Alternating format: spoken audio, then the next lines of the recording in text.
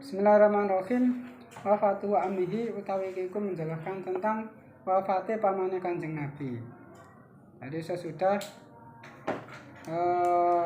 meninggalnya Mbahnya Khadijah, selisih 1 bulan setelah wafate Mbahnya Khadijah, pamannya itu meninggal, yaitu rupanya Abu Thalib. Jadi pamannya Abu Thalib itu meninggal. Jadi pada tahun itu Rasulullah SAW susah karena ditinggal istrinya dan ditinggal pamannya. Jadi istrinya orang yang paling mencintai Kanjeng Nabi, kemudian orang yang banyak berjuang kepada Kanjeng Nabi, dan hartanya habis dipergunakan untuk menegakkan agama Islam, yaitu Dewi Khadijah. Jadi Nyai Khadijah orang yang paling mencintai Kanjeng Nabi, kemudian hartanya orang kaya yang hartanya habis untuk membela Kanjeng Nabi menegakkan agama Islam. Jadi jasanya Mbahnya Khadijah kepada Rasulullah itu sangat besar. Jadi ketika Kanjeng Nabi disakiti oleh orang Quraisy, maka Mbahnya Khadijah itu yang menghalang-halangi orang Quraisy menyakiti Kanjeng Nabi. Kemudian kalau Kanjeng Nabi itu merasa susah, Kanjeng Nabi didem-dem atau dihibur oleh Mbahnya Khadijah atau Dewi Khadijah. Jadi ketika Kanjeng Nabi menerima wahyu yang pertama kali, Iqra bismi rabbikal ladzi khalaq, Kanjeng Nabi didatangi malaikat Jibril, disuruh mengatakan bacalah. Tapi Kanjeng Nabi tidak bisa menjawab, saya tidak bisa mengucap. Jadi berbungalah kamu Muhammad, aku malaikat Jibril dan kamu adalah utusannya Allah Subhanahu wa taala.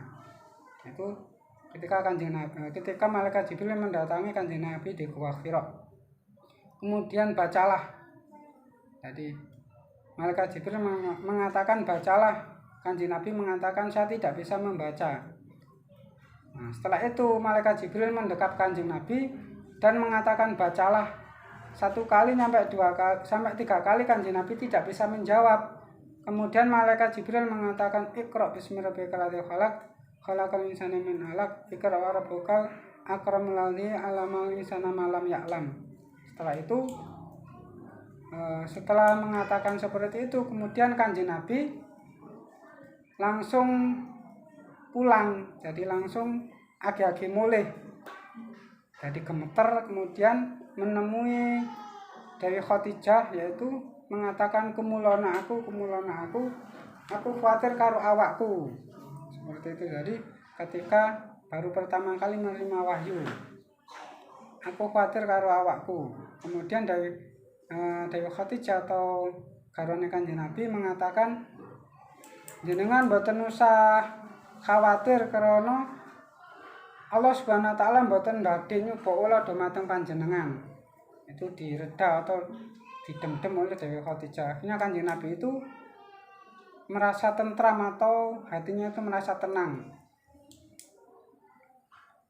Setelah itu Mbahnya Khadijah mengajak Kanjeng Nabi bertemu kepada keponakannya yang menulis kitab bahasa Ibrani. Jadi ahli juru tulis. Jadi mendatangi keponakannya yang juru tulis, kemudian Kanjeng Nabi disuruh menceritakan semua kejadiannya yang ada di Gua Hira. Nah, setelah diceritakan oleh Kanjeng Nabi, kemudian keponakannya mengatakan jangan khawatir, yang mendatangi panjenengan itu sama seperti orang yang mendatangi kepada Nabi Musa. Jadi mboten napa-napa, orang yang datang panjenengan itu adalah sami kalian orang yang datang kepada Nabi Musa. Akhirnya Kanjeng Nabi luwih tenang, luwih istilahnya jadi untuk mereda kegelisahan Kanjeng Nabi. Sama juga pamannya Kanjeng Nabi, yaitu Abu Thalib. Yaitu ketika ditinggal oleh Abu Thalib, yaitu pamannya yang banyak membantu Kanjeng Nabi, banyak menolong Kanjeng Nabi. Jadi ketika ditinggal oleh pamannya sama istrinya itu merasa susah.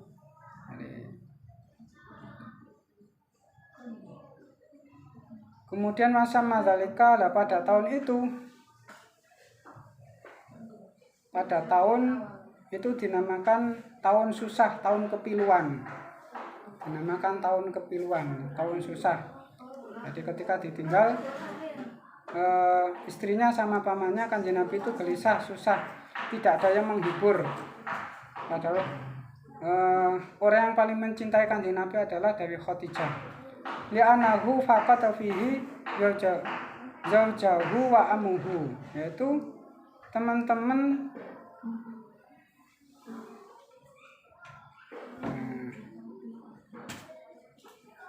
karena Kanjeng Nabi itu merasa kesepian ketika ditinggal istrinya dan ditinggal pamannya. Jadi sudah tidak ada yang menghibur lagi.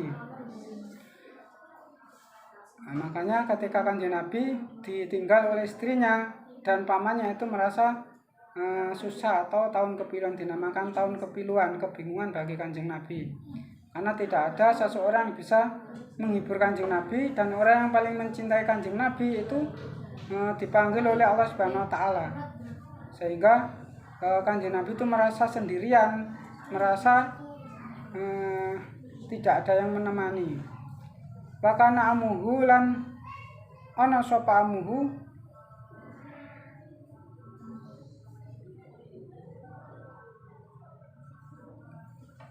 dan pamannya Kanjeng Nabi itu meyakini pada sesuatu yang datang kepada Rasulullah. Pamannya Kanjeng Nabi meyakini semua perkara yang datang kepada Rasulullah. Tetapi pamannya itu tidak mengucapkan kedua syahadat sampai beliau itu meninggal, sampai Abu Thalib itu meninggal, tidak mengatakan dua syahadat, karena takut atau khawatir dari kaum Quraisy atau dari kaumnya paman Abu Thalib itu mengolok-olok. Jadi khawatir diejek oleh kaumnya paman Kanjeng Nabi. Jadi khawatir diejek oleh kaum Quraisy yang kaum Abu Thalib.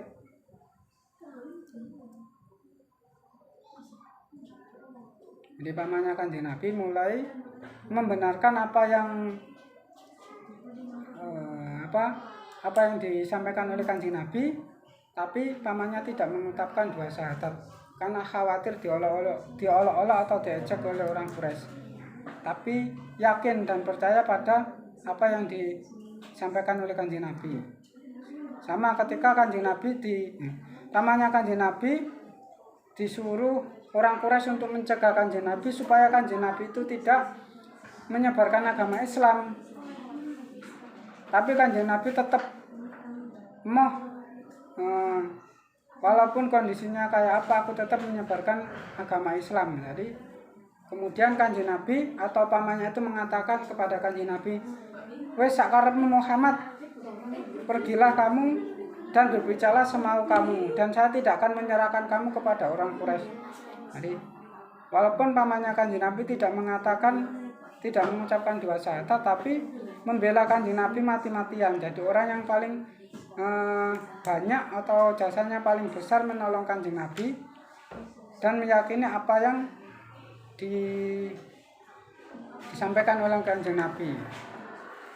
Tapi khawatir tidak mengatakan dua syahadat karena khawatir diejek oleh orang Quraisy atau diolok-olok oleh orang Quraisy. Wafi kemudian di tahun tersebut, di tahun kepiluan, ketika Kanjeng Nabi ditinggal istrinya dan ditinggal pamannya, kemudian Allah Subhanahu wa taala itu menurunkan ayat innaka la tahdi man ahbabta walakin Allah yahdi may yasha.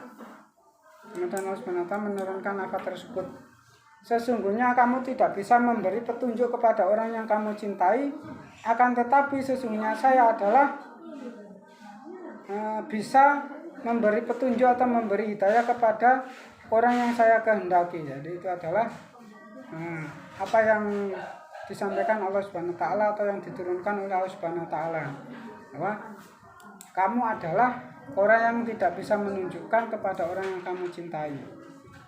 Di saat-saat Kanjeng Nabi itu gelisah, tidak ada yang menemani atau tidak ada yang menghibur, karena orang yang selama ini menghibur yaitu mbaknya Khadijah sama pamannya itu dipanggil oleh Allah Subhanahu wa taala sehingga merasa susah, tidak ada yang menghibur, tidak ada yang menemani. Makanya pada tahun itu dinamakan tahun kepiluan.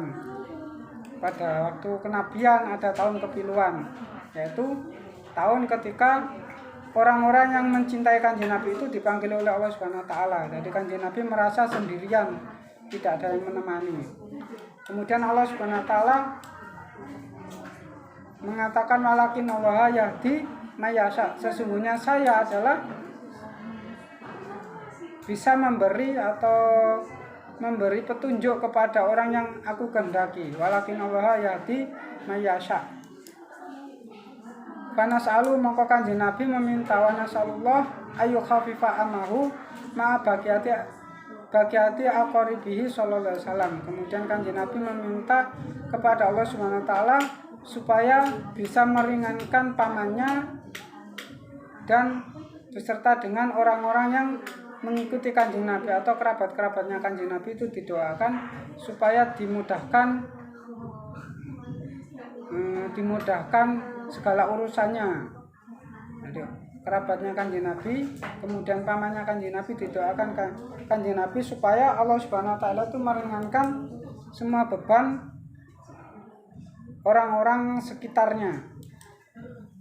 Nah, kalau pamannya yang sudah meninggal ya mudah-mudahan diberi keringanan oleh Allah Subhanahu wa taala. Karena walaupun tidak mengucapkan dua syahadat, tapi orang yang yakin kepada Kanjeng Nabi dan membenarkan apa yang disampaikan oleh Kanjeng Nabi dan membantu atau orang yang banyak membantu Kanjeng Nabi itu adalah pamannya Abu Thalib.